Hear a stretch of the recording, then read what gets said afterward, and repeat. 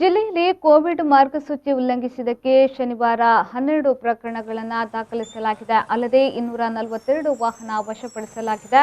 567 ಮಂದಿಯ ವಿರುದ್ಧ ಮಾಸ್ಕ್ ಉಲ್ಲಂಘನೆ ಕೇಸು ದಾಖಲಿಸಲಾಗಿದೆ. ಮಂಗಳೂರು ಕಮಿಷನರೇಟ್ ವ್ಯಾಪ್ತಿಯಲ್ಲಿ 206 ವಾಹನ ವಶಕ್ಕೆ ಪಡೆದುಕೊಳ್ಳಲಾಗಿದೆ. 6 ಕೇಸ್, 325 ಮಾಸ್ಕ್ ಉಲ್ಲಂಘನೆ ಪ್ರಕರಣ ದಾಖಲಾಗಿದೆ. ಜಿಲ್ಲಾ ಗ್ರಾಮಾಂತರದಲ್ಲಿ 6 ಕೇಸು, 242 ಮಾಸ್ಕ್ ಉಲ್ಲಂಘನೆ ಪ್ರಕರಣ ಹಾಗೂ 36 ವಾಹನವನ್ನು ವಶಪಡಿಸಲಾಗಿದೆ ಎಂದು ಪೊಲೀಸ್ ಪ್ರಕಟಣೆಯಲ್ಲಿ ತಿಳಿಸಿದ್ದಾರೆ.